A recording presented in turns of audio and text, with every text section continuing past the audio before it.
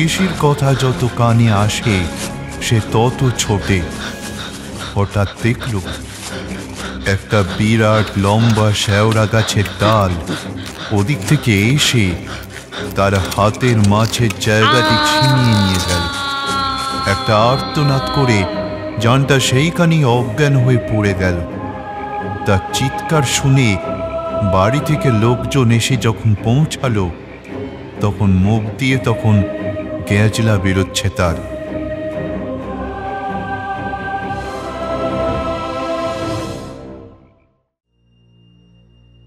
প্রেত পুরাণ, যে পুরাণের পরতে পরতে জড়িয়ে আছে ভয় আর রোমাঞ্চ।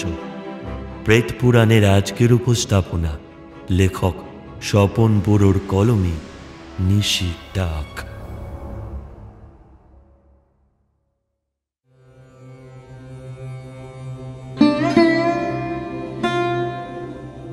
ঝানটা যখন একেবারে কোলের ছেলে তখন তার মায়ের এক শক্ত অসুখ করে। সেই জন্য সে আল্লাদি পিসির কোলে মানুষ হয়। আল্লাদি পিসি ঝানটার বাবার দূর সম্পর্কের এক বোন। মাথায় একটু ছিঁড় আছে বলে শ্বশুর বাড়ি থেকে বিতাড়িত হয়েছে। আবার কারণে অকারণে আল্লাদির মতো কথা বলতো বলে ওর নাম আল্লাদি।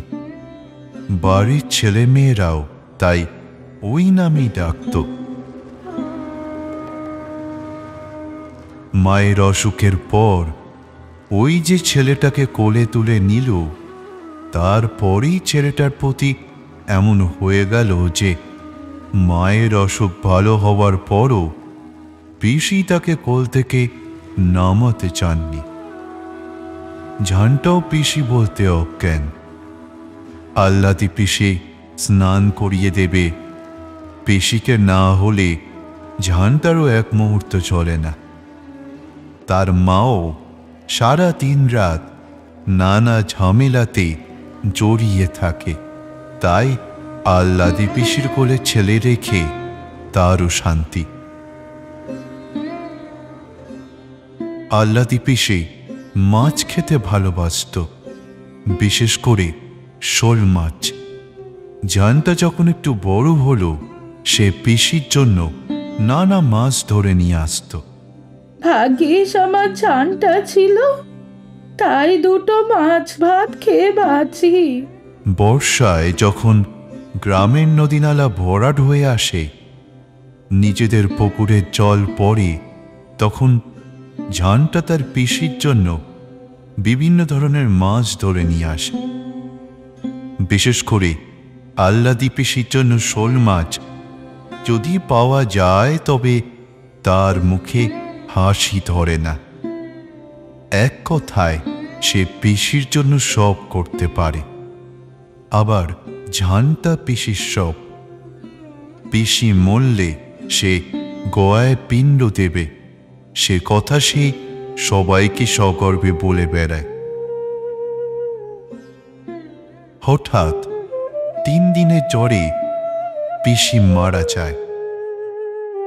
দিব্যি শক্ত সমর্থ বুড়িটা দেহ ছাড়লেন। দেহে কোনো রোগীর বালাই নেই। অমনভাবে হঠাৎ মারা যাবে বাড়ির লোক টের পায়নি। দুর্দান্তদর্শী ছেলেটাও যেন বোবা হয়ে গেছে। কেউ যেন আল্লাদি পিসির মৃত্যুর পর ওর মুখে বোবা কাঠি ছুঁয়ে দিয়েছে। কারোর সাথে কথা কয় না, খায় না, উদাস চোখে একদিকে তাকিয়ে থাকে সে। ছেলে যেন দিন দিন শুকিয়ে যেতে লাগলো।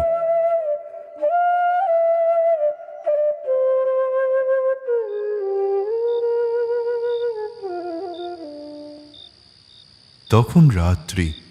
ঘুমের ঘোরে ঝানটা ধর্মর করে উঠে বসে। ঝানটার মা বলে, হ্যাঁ রে ঝানটা, বিছানায় উঠে বসলি কেন? এখন তো অনেক রাত, নে নে ঘুমিয়ে পড়। আল্লাদি পিসি আমায় ডাকলো যে। ঝানটার মা শিউরে ওঠেন। ঝান্টার মাথায় গায়ে হাত বুলিয়ে দেন, মুখে বলেন, রাম রাম রাম রাম। এই দেখো ঝান্টার মা, ছেলেটার দিকে নজর রাখো। পোড়ামুখী আহ্লাদি মরেনি, তাই বুঝি এখনো আশেপাশে পুরুর করছে। ঝান্টাদের বাড়ির একটা শেওড়া গাছে কাকে যেন বসে থাকতে দেখেছে বৃন্দাবন গাঙ্গুলি, বুঝেছো? ভাগ্যিস আমি পৈতেটা হাতে নিয়ে গায়ত্রী মন্ত্র জপ করতে শুরু করলাম, নয়তো আহ্লাদি পিসি পুকুর পাড়ে আমার ঘাড় মোটকে রাখতো। রাম রাম রাম রাম। এইভাবে সারা গায়ে একটা ফিস ফিস আলোচনা। কেউ হেসে উড়িয়ে দেয়, কেউ বিশ্বাস করে। তখন আষাঢ় মাস, আশেপাশের নদী নালা বর্ষার জলে ভরাট হয়ে গেছে। ঘোলা জল পাক খেতে খেতে ধানের জমি বড়িয়ে, মাঠঘাট ডুবিয়ে, উঁচু নিচু গায়ের পথগুলিকে পিছল করে ঝান্টাদের বাড়ির পুকুরের খালে ঢুকছে। তখন বোধ করি দুপুর রাত। এমন একটা আবছা জ্যোৎস্না ফুটেছে যে আশেপাশে দূরে সবকিছু নজরে পড়ে, কিন্তু ভালো করে ঠাউর করা যায় না। মনে হয় একটা পাতলা কুয়াশা জ্যোৎস্নার সাথে মিশে গোটা গ্রামটিকে ঘিরে রেখেছে। মায়ের পাশে শুয়ে ঝান্টা অকাতরে ঘুমোচ্ছে। বাড়ির পাশ থেকে একটা কালো বিড়াল বিকটভাবে ডেকে উঠল। কোথা থেকে একটা ভুতুম পাখি একটানা ডেকে ডেকে বিরক্তি জাগিয়ে তুলেছে, একটা থমথমে ঝিমঝিমে ভাব। এমন সময় ঝান্টার মনে হলো ঘরের বাইরে দাঁড়িয়ে আহ্লাদি পিসি ওকে ডাকছে। ওরে ঝান্টা, শিগগিরই আয়, তোদের পুকুরে নতুন জল এসেছে, কত মাছ উঠেছে দেখবি, আয়, তোর পোলাটাকেও আনিস। ঝান্টার আচমকা ঘুম ভেঙে গেল। সে বিছানায় উঠে বসল, আশেপাশে তাকিয়ে দেখল সবাই অকাতরে ঘুমোচ্ছে। তার মায়ের ডান হাতটি ওর গায়ের ওপর ছিল। আস্তে আস্তে হাতটা সরিয়ে রাখল। কে যেন কানের কাছে বলল, দরজাটা ভিজিয়ে দিস ঝান্টা, নয়তো ওরা জেগে যাবে। ঝান্টা বিনা প্রতিবাদে ঘরের দরজা ভিজিয়ে দিয়ে হন হন করে পুকুর পাড়ে চলে গেল। নিশুতি রাত, কেউ কোথাও জেগে নেই। কলকল করে বর্ষার জল ঢুকছে খালে। জানটা ছপ ছপ করে পোলো ফেলছে আর রাশি রাশি মাছ ধরছে। এত শোল মাছ কোত্থেকে আসছে? ঝান্টা ভেবে কোল কিনারা পাচ্ছে না। ও যে বালতির সঙ্গে এনেছিল সেটা মাছে ভর্তি হয়ে গেছে। কিসের যেন একটা পোড়া গন্ধ তার নাকে আসছিল। তার আকর্ষণে ঝান্টা ওই মাছ ভর্তি বালতি নিয়ে এগিয়ে চলল। একই এটি সেই শেওড়া গাছ। আমায় শোল মাছ পোড়া খাওয়াবি ঝান্টা? ঝান্টা অবাক হয়ে তাকিয়ে দেখল গাছের ডালে পা ঝুলিয়ে কে যেন বসে আছে। আহ্লাদি পিসি না? হ্যাঁ, ঠিক সেই রকম লাগছে। এতক্ষণে ঝান্টার জ্ঞান ফিরে এলো। পিসি তো মরে গেছে, তাহলে আমি কার ডাকে রাতে মাছ ধরতে ঘর থেকে বেরিয়ে এসেছি? এইসব ভাবতে ভাবতে ওর মাথার চুল খাড়া হয়ে উঠল। সে প্রাণপণে চেষ্টা করলো পালিয়ে যাওয়ার, কিন্তু তার দুটো পা যেন উঠছে না। শেষে সে মরিয়া হয়ে দৌড়তে আরম্ভ করল। পিছন থেকে আহ্লাদি পিসির কান্না শোনা গেল। ওরে জর্দা, শোল মাছগুলো নিয়ে যা। আমি আর কিচ্ছু চাই নে, কিচ্ছু না। পিসির কথা যত কানে আসে সে তত ছোটে। হঠাৎ দেখল একটা বিরাট লম্বা শেওড়া গাছের ডাল ওদিক থেকে এসে তার হাতের মাছের জায়গাটি ছিনিয়ে নিয়ে গেল।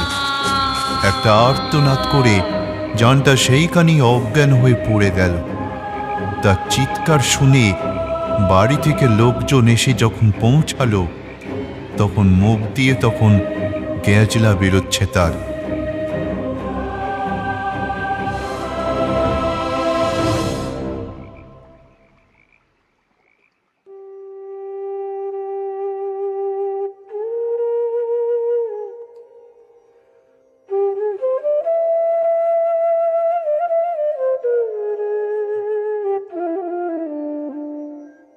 অবশেষে মায়ের বুক ভরা কান্নায় 3 দিন পর ঝান্টা তাকালো।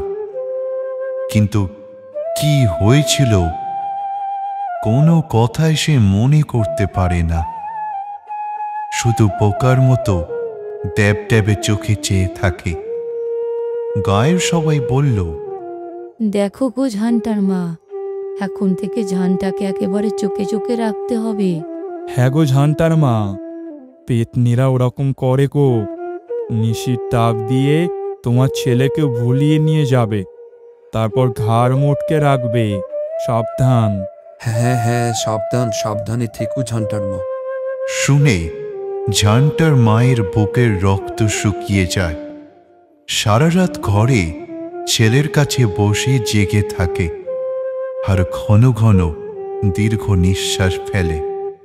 ভাবলে আমার শান্তি সংসারে এ কি হলো? কি কক্ষণে পরের মেয়েকে ঘরে ঠাঁই দিয়েছিলাম।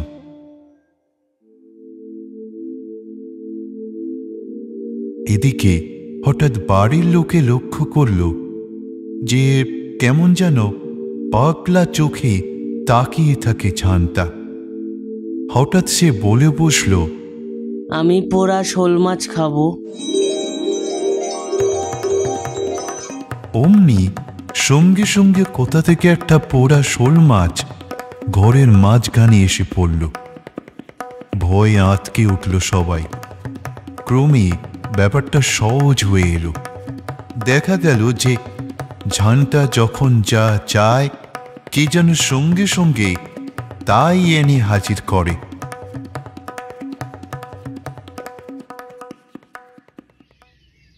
সেদিন দুপুরে গরমে আয়ডায় করতে করতে ক্ষীণ কণ্ঠে ঝান্টা বলল, মা, এক গ্লাস ঠান্ডা জল দাও না। মুখের কথা খসাতে যতটুকু সময়, দেখা গেল সুন্দর একটি গেলাসে টলটলে পরিষ্কার জল। ঝান্টা সেই জল খেতে যাচ্ছিল, কিন্তু ওর মা হাত দিয়ে সবটুকু জল মেঝেতে ফেলে দেয়। বলেন, কখনো মুখে দিস না ঝান্টা, ও সব পেতনিতে জোগাচ্ছে।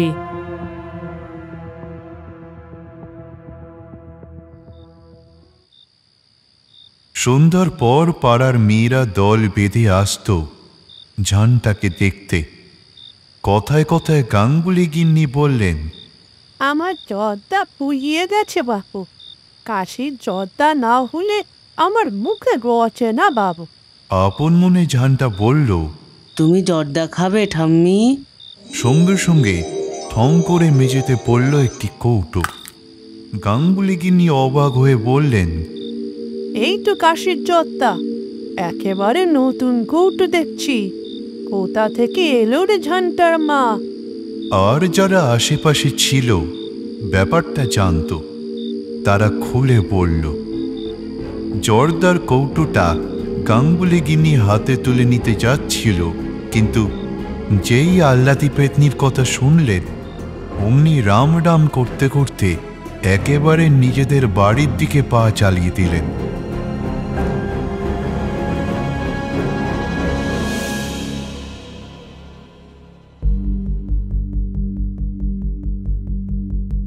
যতদিন ব্যাপারটা তামাশা থাকে, লোকে ভিড় জমায়, কৌতূহলী হয়ে বসে থাকে পেতনির কাণ্ড দেখতে। কিন্তু কত রাত্রি লোকে এইভাবে না ঘুমিয়ে জাগতে পারে? কাজেই আস্তে আস্তে ভিড় পাতলা হতে লাগল। গমগমে বাড়ি জনশূন্য ও থমথমে হয়ে এলো। কিসের যেন দুঃস্বপ্ন দেখে মাঝরাত্রিরে ঝান্টার মায়ের ঘুম ভেঙে যায়। মা ছেলেকে বুকের কাছে প্রাণপণে টেনে নেন। পিছন দিক থেকে যেখানে একটানা ঝিঝি ডেকে চলে, সেখানে কার যেন কান্নার রেশ শুনতে পাওয়া যায়। মা চমকে উঠে বসেন, ছেলের মাথায় হাত রেখে সারা রাত ধরে দুর্গা নাম জপ করতে থাকেন। কেবলই মনে হয় তার কোলের ছেলেকে কে যেন ছিনিয়ে নিতে আসছে।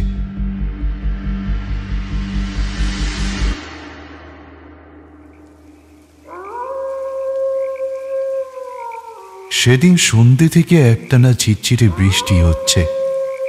দূর বনে প্রহরে প্রহরে শিয়াল ডাকছে।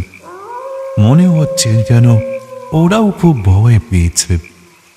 পাখি পাখালিরা কখন গিয়ে বাসায় সিঁধিয়েছে কেউ খবর রাখে না।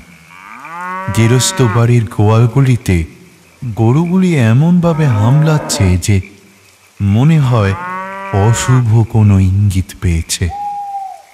মাঝে মাঝে কালো পেঁচার পেঁচানি কানে ভেসে আসছে।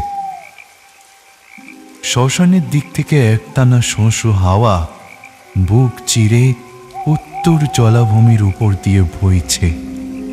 মনে হচ্ছে কোনো পেট বুঝি নিঃশ্বাস ফেলছে। গায়ের পথে আজ একটিও লোক নেই। কোনো বাড়িতে একটি ছেলেও কেঁদে উঠছে না। মনে হচ্ছে রুদ্ধ আতঙ্কে সবাই প্রহর গুনছে। ঝান্টাদের বাড়িতে আজ সবাই কি কাল ঘুমিয়ে পেয়েছে কি জানি। সন্ধ্যাবেলা উনুনে আগুন পড়েনি।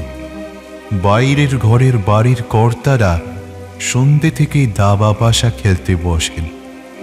তাদের চিৎকারে আশেপাশের লোকেরা ঘুমোতে পারে না। অথচ আজ আধার ঘনিয়ে আসবার সঙ্গে সঙ্গে দাবার খুঁটিগুলি সরিয়ে রেখে সবাই যেন অঘরে ঘুমোচ্ছে। অবিশ্রান্ত বর্ষণ চলছে। খানা ডোবার ব্যাঙেরা আসর জমিয়ে তুলেছে এই বর্ষা রাতে। আকাশের সমস্ত তারা মেঘে ঢাকা পড়েছে। মাথার উপর কালপুরুষ একটা সাংঘাতিক কিছু ঘটবে বলে বুঝি দম বন্ধ করে প্রহর গুনছে। বিদ্যুতের মুহুর্মুহ গর্জনে বিপদের আশঙ্কা। মায়ের পাশে শুয়ে অকাতরে ঘুমোচ্ছে ঝান্টা। এমন ঘুম যে দেখে মনে হয় ওর দেহে বুঝি প্রাণ নেই। আকাশের বৃষ্টি, ঝোড়ো হাওয়া, ঝিঝির ডাক, ব্যাঙের শব্দ, পেঁচার পেঁচানি আর কালপুরুষের নীরব ইঙ্গিত ওকে যেন এমনভাবে ঘুম পাড়িয়েছে যে সে ঘুম আর ভাঙবে না। কিন্তু হঠাৎ বেড়ার পাশে কার ফিসফিসানি কথা শোনা গেল।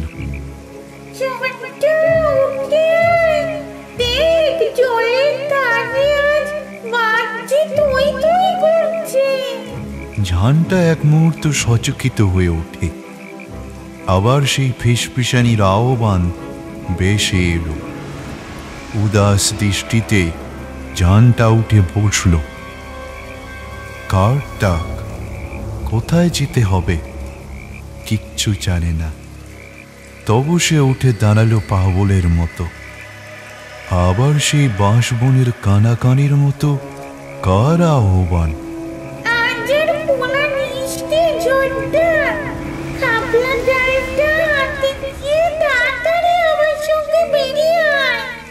এই প্রহেলিকাময় নিশীথটাকে সাড়া না দিয়ে উপায় নেই। ঝান্টা খাপলা চারটা কাঁধের ওপর তুলে নিয়ে দরজার হুকোটা খুলে উঠোনে বেরিয়ে এল। সঙ্গে সঙ্গে কানে তালা লাগানো মেঘের গর্জন আর বাদুড়ের ডানার ঝটপটানি। কিন্তু মেঘের ডাকেও কারোর ঘুম ভাঙল না। ছায়ামূর্তির হাতছানিতে ঝান্টা জলের দিকে এগিয়ে যায়। পথে অন্ধকার এত জমাট বেঁধে আছে যে তবু ওর পথ চলতে কোনো অসুবিধা হয় না। ওই যে ওইখানে কত মাছ রে বাবা, তুই দেখতে পাচ্ছিস না জলটা? এগিয়ে যা, ছুঁড়ে নে কাপলা জাল। অশরীরের নির্দেশে ঝান্টা একেবারে জলের মধ্যে পা চালিয়ে দিল। তারপর কচুরিপানার মধ্যে তার দেহটা যে কোথায় তলিয়ে গেল সারা গাঁয়ের কেউ জানতেও পারল না। শুধু ঝান্টাদের বাড়ির কালো বেড়ালটা মায়ের কাছে কেঁদে কেঁদে ফিরতে লাগলো। মায়ের কাল ঘুম তবুও ভাঙল না।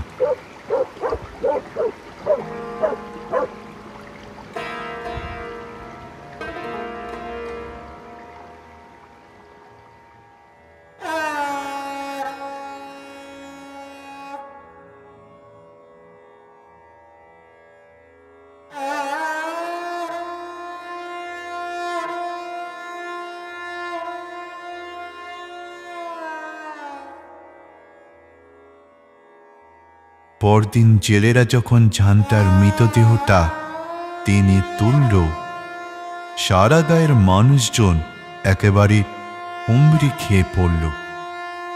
গাঁয়ের একজন বর্ষীয়সী মহিলা কপাল চাপড়ে বললেন, আল্লাদি পোড়ামুখী পেতনি হয়েও ওকে ভুলতে পারেনি, তাই তো রাহু হয়ে ঝন্টাকে কোলে টেনে নিলে।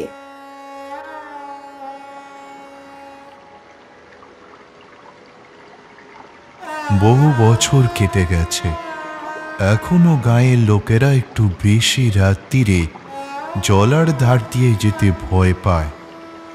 মনে হয় কে যেন ওখানে কেঁদে কেঁদে এলো চুল উড়িয়ে বুক চাপড়িয়ে ছোটাছুটি করে।